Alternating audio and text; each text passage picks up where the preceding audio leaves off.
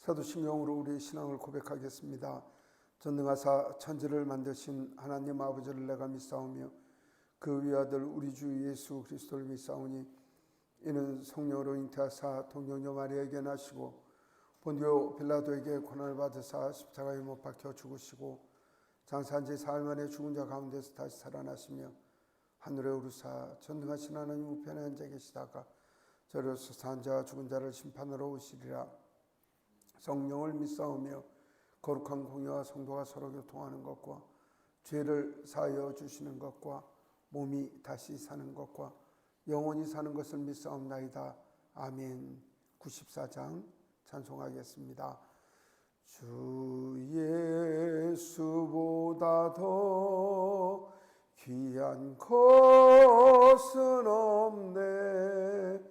이 세상 무기와 바꿀 수 없네. 영축을 내 대신 돌아가신 그 놀라운 사랑 잊지 못해. 세상 즐거움 다 버리고 세상 자랑 다 버렸네. 주 예수보다 더 귀한 것은 없네. 예수 밖에는 없네. 주 예수보다 더 귀한 것은 없네. 이 세상 명예와 바꿀 수 없네. 이전에 즐기던 세상 일도 주 사랑하는 마음 뺏지 못해. 세상 즐거움 다 버리고 세상 자랑 다 버렸네. 주 예수보다 더 귀한 것은 없네. 예수 밖에는 없네. 주 예수보다 더 귀한 것은 없네. 이 세상 행복과 바꿀 수 없네. 유혹과 핍박이 몰려와도 주 섬기는 내 맘 변치 않아. 세상 즐거움 다 버리고 세상 자랑 다 버렸네. 주 예수보다 더 귀한 것은 없네. 예수 밖에는 없네. 아멘. 자비로우신 하나님, 저희를 사랑하여 주시고 주의 자비와 인자로 함께하여 주심을 감사합니다. 영영 죽을 수밖에 없는 죄인들, 영원히 멸망받을 수 없는 죄인들 저희들을 향하여 저희가 죄 가운데 있을 때 찾아오셔서 저희를 세우시고 주님의 자녀로 살게 하시며 이 세상 무엇보다 주님보다 귀한 것이 없다는 고백되는 삶을 허락하여 주심을 감사합니다. 하나님, 또 하루 한 날을 허락하여 주심을 감사합니다. 하나님, 그 은혜에 감사하는 주의 백성들 저 시간 하나님께 올려드리며 엎드려 기도하고 간구할 수 있는 시간도 허락하여 주심을 감사합니다. 고난에 처해 있을지라도 슬픔에 처해 있을지라도 우리를 도우시고 지켜주시는 하나님만 바라보는 저희의 믿음이 되게 하여 주시고 오늘 다윗이 고백한 것 같이 하나님과 동행하는 귀한 은혜를 저희에게 허락하여 주시옵소서. 말씀을 읽을 때 믿음의 선조들이 굳건하게 지켰던 그 믿음이 우리의 믿음이 되게 하시고 아버지 하나님, 그들이 하나님 앞에 평강과 은혜의 복을 받듯이 하나님 허락하신 그 복이 사랑하는 주의 백성들에게 넘칠 수 있도록 아버지여 복 내려 주시옵소서. 예수 그리스도 이름으로 기도드리옵나이다. 아멘. 시편의 말씀 142편 1절로 7절의 말씀을 읽겠습니다. 내가 소리내어 여호와께 부르짖으며 소리내어 여호와께 간구하는도다. 내가 내 원통함을 그의 앞에 토로하며 내 우환을 그의 앞에 진술하는도다. 내 영이 내 속에서 상할 때에도 주께서 내 길을 아셨나이다. 내가 가는 길에 그들이 나를 잡으려고 올무를 숨겼나이다. 오른쪽을 살펴보소서. 나를 아는 이도 없고 나의 피난처도 없고 내 영혼을 돌본 이도 없나이다. 여호와여, 내가 주께 부르짖어 말하기를 주는 나의 피난처시오 살아있는 사람들의 땅에서 나의 분기시라 하였나이다. 나의 부르짖음을 들으소서. 나는 심히 비천하니이다.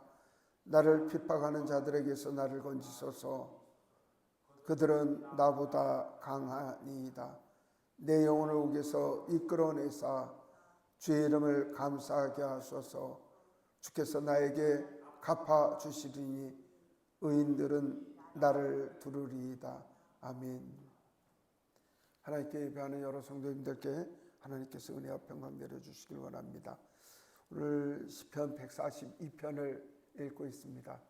시편의 내용은 다 그게 그건가 같지만 고백하는 상황이 다 다르기 때문에 고백하는 상황을 생각하고 또 말씀을 읽으면 그 상황이 굉장히 절절해지고 그 다음에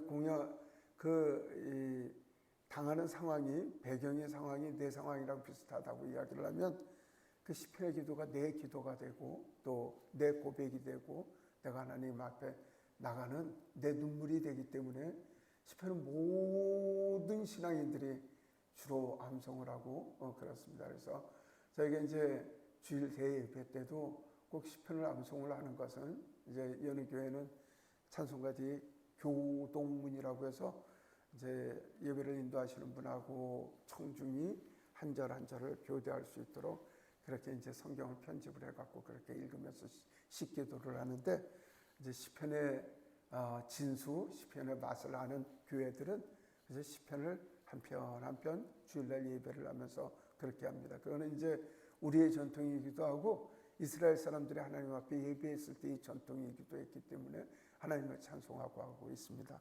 그래서 우리 교회는 이제 또 시편을 굉장히 좋아하는 교회이기 때문에 시편의 고독, 시편의 고백, 시편의 슬픔, 시편의 눈물, 시편의 고백, 하나님 앞에 나가는 순종, 이 영성이 넘쳐진 우리 교회이기 때문에 실패를 많이 했습니다. 오늘 시편 142편의 말씀이죠. 뭐라고 써있냐면 부제가 써있는데 마스길이라고 쓰고 다윗이 굴에 있을 때 마스길 곧 기도 그렇게 써있는데 마스길이라는 것은 이제 사칼이라는 단어에서 파생된 말로 깨닫는다, 생각한다 그런 뜻입니다. 그러니까 뭐라고 이야기를 하냐면 마스길 이렇게 얘기를 하면 교훈적으로 반성의 의미가 있는 시간입니다. 그런 기도입니다. 이런 뜻입니다. 다윗이 굴이 있었다고 하는 것은 다윗이 왕궁에만 있었던 것 같지만요 굴로 숨어들였거든요. 이제 이스라엘에 가면은 그 남부가 황무지예요. 황무지인데 다윗이 유다 출신이니까 남부 출신 아니에요. 남부에 가면은 아주 큰 굴들이 있고 또 굴 속에 우리처럼 비가 오지 않는 황무지니까 그냥 건조해 있는 거죠. 사람이 살만하게 가고 동물도 숨구멍 들어가고 그 굴들이 많은데 성경에 나오는 다윗이 숨었던 대표적인 굴은 아둘람 굴이 있고 그 다음에 엔게디 굴이라는 데가 있는데 그곳에 숨어 들었을 때 이 시를 지었다. 이 시로 찬송을 했다 이런 이야기입니다. 여기는 왜 도망을 갔을까요? 왕궁에 계실 분이 굴 속에 들어간 것은 사울에게 쫓겨다닐 때 오갈 데서 없어서 은폐를 해야죠. 나무도 없는 데 구하기 때문에 걸리기만 하면 큰일 나는 수가 있기 때문에 목숨을 건지려고 굴 속에 있으면서 그 눈물 속에 그 교훈에 얻기 위하여 이렇게 시로 고백을 하고 있다는 것입니다. 그러니까 그 굴 속에 들어갔을 때 어떤 심정이었겠어요. 오갈 데가 없고 이곳에서 정말 막사들여서 걸리면 죽을 수도 있겠다는 마음 가지고 다윗은 도망 다녔다는 것입니다.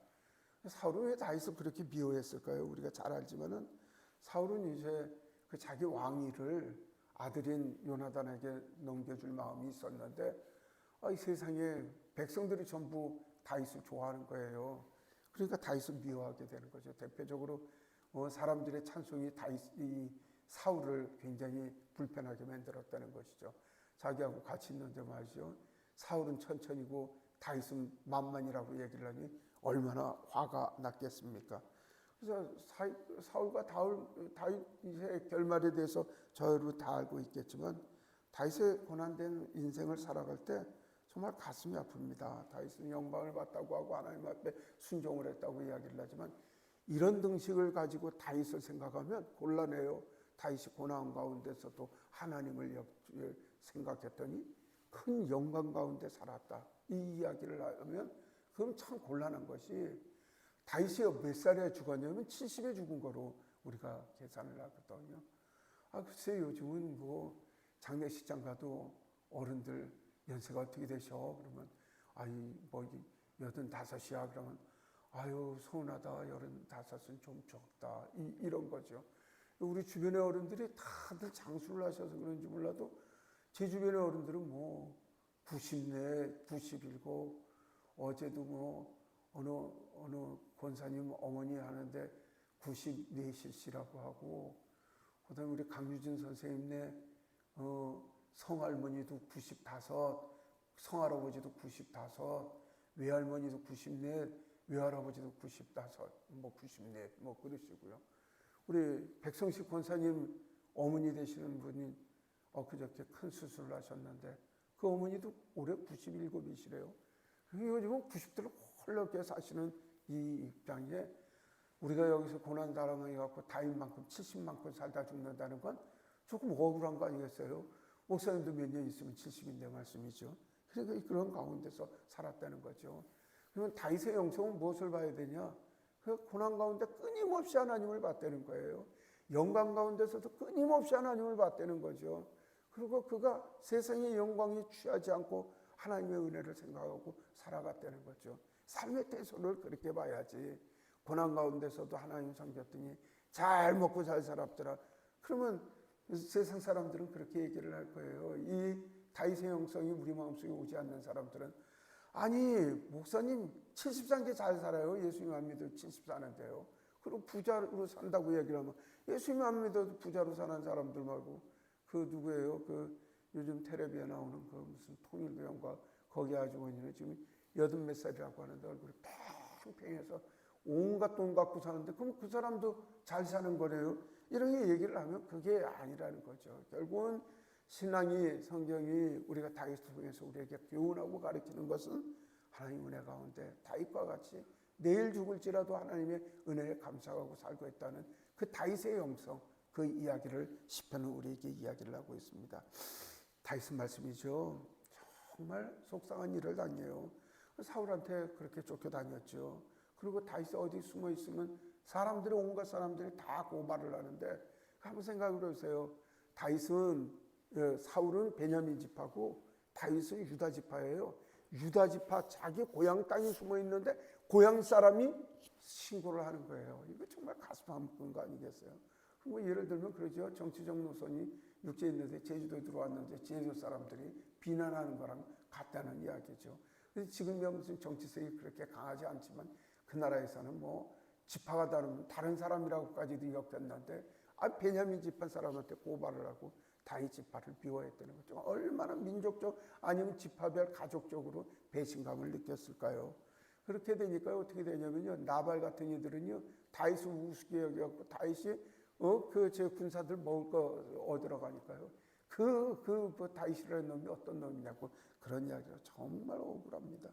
그것뿐만 아니라요, 다윗은요 그 미갈 자기 아내 다윗의 그러니까 사울의 딸이 자기한테 사위하라고 미갈이라는 그 딸을 이 아내로 줬다가 뺏어가요. 뺏어가고선 장인이 딴 남자한테 시집을 보냅니다. 여러분 이건 얼마나 모욕적이겠어요. 교회에서는 이런 얘기를 잘 언급을 안 합니다만은 정말 인간적으로 모멸감을 얻지 않겠습니까? 여러분도 한번 생각해 보세요. 여러분들의 배우자를 말이죠. 시아버지가 아니면 장인이 뺏어가서 그 어른을 한다고 딴 데로 시집을 보내고 장가를 보낸다고 하면 그거 어떻게 견뎌낼 수가 있겠어요? 다윗은 그런 모멸감도 당했다는 것입니다. 그뿐만 아니라 다윗을 도와주는 사람들을 전부 사울이 죽여버리기도 하고 말이죠. 누구의 도움을 받을 수 없는 그런 처지까지 그렇게 갔다는 것입니다. 그 상황에서 다윗은 도망다니면서 그 굴 속에 숨어들어서 오늘 같은 기도를 하고 있습니다. 사랑하는 성도 여러분, 우리 인생 살아가는 게 그렇게 개발지 멋지게 그 임금의 성 같은 데 사는 사람들 그렇게 많지 않습니다. 현실적으로 그렇게 성 가운데 살고 정말 재정적으로 산 가운데 윤택한 삶을 산다 할지라도 고난 없는 사람 있나요? 고민 없는 사람 있나요? 다 힘든 가운데 있습니다. 인생의 동굴 같은 데 숨어서 앞을 봐도 깜깜 뒤를 봐도 돌아갈 수 없는 그런 상황에서 우리가 한탄하는 사람들이 많이 있습니다. 그럼 우리가 인생 자포자기하고 살아갈 수가 없는 것입니다. 견뎌야 됩니다. 굳건하게 일어서야 합니다. 성경은 무엇이라고 이야기를 하냐면 너희들 장부와 같이 허리에 띠를 동이고 하나님 앞에 서라고 그렇게 이야기를 합니다. 성경은 또한 우리에게 이야기를 합니다. 인생 강건하면 7,80이라고 이야기를 하고 그렇지만 그것이 아침 이슬에 없어지는 이슬과 같다고 이야기를 합니다. 오늘 하나님 앞에 존재해야 합니다. 그리고 저와 여러분들이 스스로 이야기를 해야 합니다.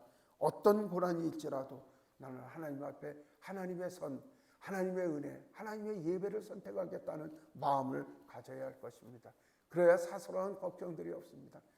무슨 일만 벌어지면 예배하고 비교를 합니다. 무슨 일만 벌어지면 경제적으로 문제가 있으면 교회 안 나갈 먼저 생각합니다. 애들이 성적이 안 오르면 교회 안 나갈 생각 먼저 합니다. 또한 집안에 대소사가 생기면 예배당 안 나갈 생각 먼저 합니다. 이런 인생이 뭐가 풀리는 게 있겠습니까? 맨날 고민입니다. 그저 집안 식구랑 싸우면 예배당 먼저 안 나갈 생각합니다. 그거 가지고 투정을 합니다. 하나님께서 복 주실 일이가 있겠습니까? 여러분들 삶과 태도를 버리십시오. 그리고 그 고난과 고통이 있을지라도 생명의 문제가 있을지라도 나는 하나님 앞에 존재하겠다는 마음으로 나갈 때 하나님께서 저와 여러분들의 삶을 풀어주시며 큰 은혜로 이끌어 주십니다. 1절 보면 그렇게 이야기를 합니다. 하나님께 기도한다고 내가 소리내어 여호와께 부르짖어 소리내어. 사실 여기서 소리내어 기도한다는 의미는 말씀이죠. 소리내어 주여 살려주십시오. 살려주십시오. 이거를 의미를 하지 않습니다. 물론 그렇게 기도할 수도 있겠죠. 그런데 다윗이 지금 뭐예요? 그 사울의 발자취를 남기지 않고 굴 속에 도망가서 은폐하고 있는 사울에게 굴 속에서 주여 살려주십시오. 사울을 용서해 주십시오. 이렇게 기도할 수가 없는 상황이죠. 사실 여기서 내가 소리를 내어 여호와께 부르짖으며 소리내어 간구한다는 것은 사실 소리를 내지 못하는 가운데 내가 전심으로 내 심정이 터질 만한 마음으로 하나님 앞에 예배한다는 생각이 날 것입니다. 물론 바깥에 와서 아무도 없을 땐 소리내어 기도할 때도 있겠지만 사실 소리 난다는 그 소리가 중요한 것이 아니라 내가 전심으로 하나님께 부르짖어 나의 상황을 하나님께 기도하고 있다는 게 다윗의 고민이라는 것입니다. 사랑하는 성도 여러분, 정말 다윗은 버림받은 그런 심정이었다는 거죠. 아니 어려워도요 응원해주면 힘이 나요. 병원에 입원해 있을 때도요 이런 사람 저런 사람들 응원하면 견딜만 합니다. 달리기를 하고 떼 앞에서 뛰고 있을지라도 많은 사람들이 박수 치면요 할만합니다. 예초를 하고 있어도요 그저 많은 사람들이 와서 물 한 잔 갖다 주고 잘한다고 이야기를 하면요 그게 그렇게 어렵지 않습니다. 그러나 아무도 없는 가운데 나 혼자 하는 산길을 걸어간다면요 어렵지 않은 일이라도 그날은 고난의 길일 것입니다. 그러나 이 사람들은 고난 가운데서 누구를 바라봤냐면 하나님을 바라봤다는 사실을 기억하십시오. 남들의 응원이 없고 남들의 박수가 없고 남들의 격려가 없을지라도 나의 숨쉬는 순간까지 살펴보시는 하나님 계시다는 것을 생각하고 다윗은 기도했다는 것입니다. 다윗이 피난 갈 때는 말씀이죠. 그 반역편에 있는 시므이가요 흙을 뿌리면서 다윗의 이 피 흘리는 놈이 이놈 죽어라고 원망을 해요.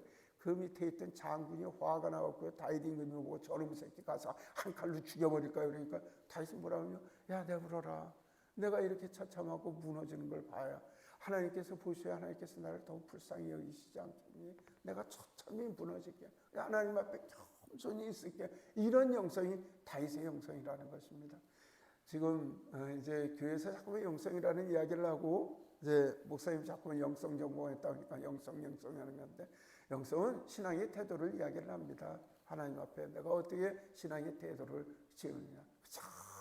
내가 어떻게든 간에 악을 쓰고 부르짖어서도 내 편한 걸 잡으려고 하는 그런 악착 같은 영성. 성경엔 그런 사람이 야곱으로 그려져 있는데 야곱이 나중에는요 그의 인생 가지고 다 망하죠. 망해서 그 사람이 그 애굽의 왕 앞에 섰을 때 뭐라고 이야기를 하냐면 내 나이 130대 정도 살 동안 말씀이에요.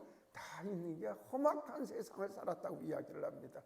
그분이 어마어마한 부를 얻은 것 같지만요 가뭄 2년 만에 먹을 것이 없을 만큼 그렇게 모든 것이 떨어진 인생이 되었다는 사실을 보면요 우리가 매 순간 어떤 경우에 있어도 하나님의 은혜를 입었던 다윗의 인생을 생각하고 그 영성대로 살아가는 그런 우리가 되어야 할 것입니다. 이제 2절 3절 보면 다윗이 기도를 해요. 하나님 지금 내 상황이 이렇게 어렵습니다. 지금 원수들이 나를 죽이려고 나를 잡으려고 올무를 치고 동물을 잡으려고 구덩이를 파서 함정을 파고 그 다음에 올무줄을 넣어서 잡아놓은 것처럼 나를 잡으려고 한다고 이야기를 합니다. 아니 세상은 그렇죠. 늘 우리를 넘어지기를 소망하고 말씀이죠. 그래요. 요즘은요 사람을 넘어뜨리려고 자기 방어라고 이야기를 하는데 대화를 할 때 말씀이죠. 세상에 녹음기 딱 올려놓은 사람들이 있어요. 저게 나의 올무일 수 있잖아요. 여러분들 말조심들 해야죠. 물론 말조심은 해야 되겠지만 세상은 만만치 않다는 거예요. 부모 자식이 핸드폰 올려놓고 이야기하면요. 여러분들 그거 어떻게 하겠어요. 심지어는 상담받으러 오는 사람들이 녹음을 하고 말씀이죠. 심지어는 목사한테 상담을 받으면서 핸드폰 갖다 들어대는 사람들이 있어요. 여러분들 놀라운 세상에 저와 여러분들이 살고 있다는 것이죠. 남 위로할 때도 여러분들 조심하셔야 돼요. 다 녹음당하고 있다는 것이에요. 이번에는 제가 뭔가 깨달은 게 있어서 아들한테 얘기를 했더니 핸드폰을 이렇게 만지니까 내가 대화하는 걸 뭐든지 핸드폰으로 녹음할 수 있는 기능이 있다고 이야기를 하더래요. 그래서 제가 핸드폰을 그러면 자동으로 녹음할 수 있는 기능을 만들려고 해서 그래서 전부 녹음을 하고 있습니다. 행여 부지불식간에 제가 실수할 것을 방지하기도 하고 또 그네가 또 어떤 사람이 나하고 통화를 하고 터무니없는 소리로 나를 속인다고 얘기를 하면 나를 보호하기 위한 방법으로 그렇게 이야기를 하는데 세상은 그렇게 올무를 만들어서 상대방을 넘어뜨리려고 이야기를 하고 본인이 당하지 않으려고 그런 노력들을 하고 있다는 것입니다. 이런 세상에 저 여러분들이 살고 있어요. 그래서 여러분들이 삶의 그 악인들이 행하는 일들이 더욱 많아졌다는 사실을 알아야 합니다.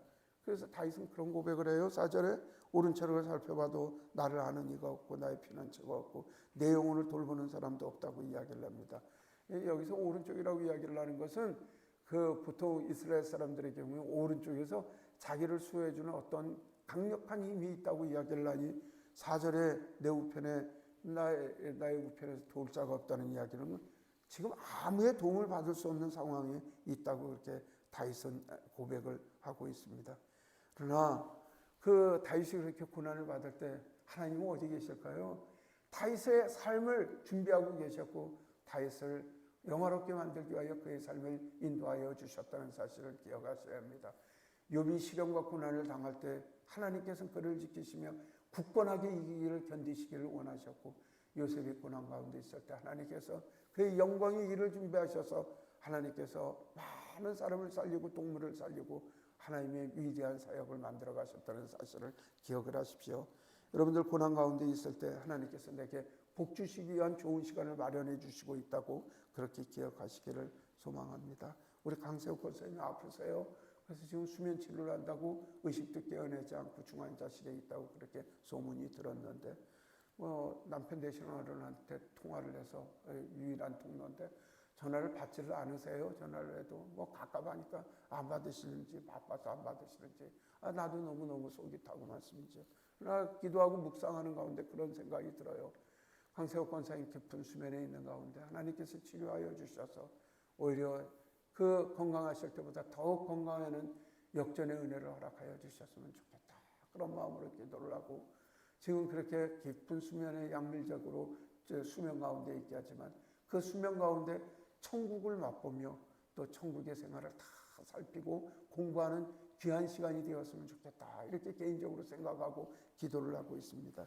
우리의 고난 가운데 있을 때 우리는 뜻을 모르고 상황을 모르지만 하나님께서는 늘 우리에게 좋은 것 주신다는 사실을 기억하는 우리가 되었으면 좋겠습니다.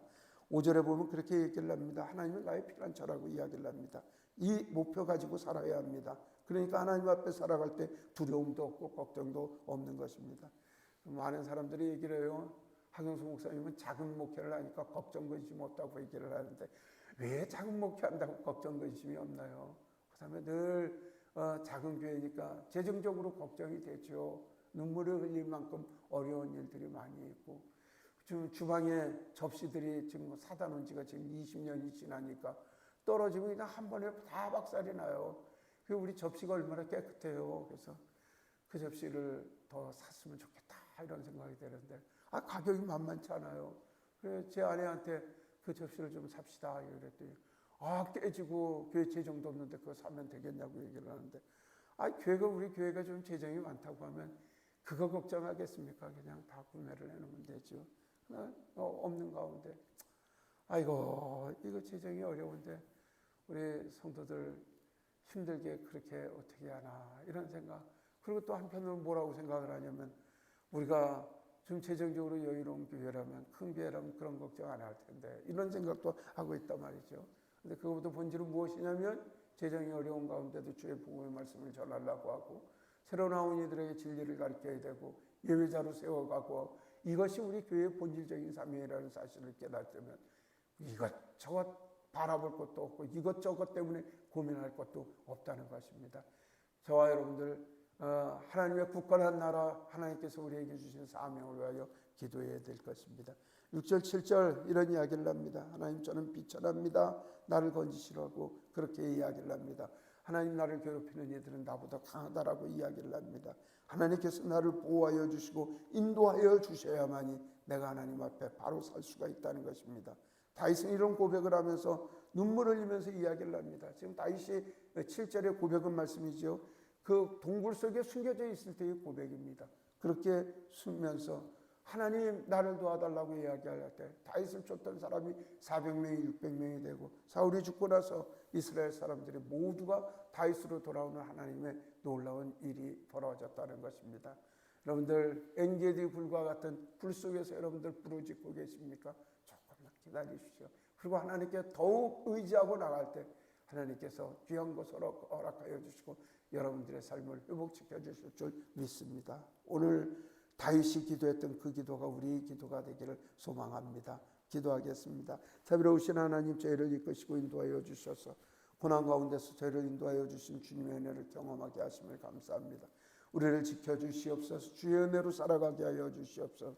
십자가 붙들게 하여 주시옵소서. 하나님 세상 아버지 하나님의 여산 고통불과 같은 삶 속에 살아갈 수 있을지라도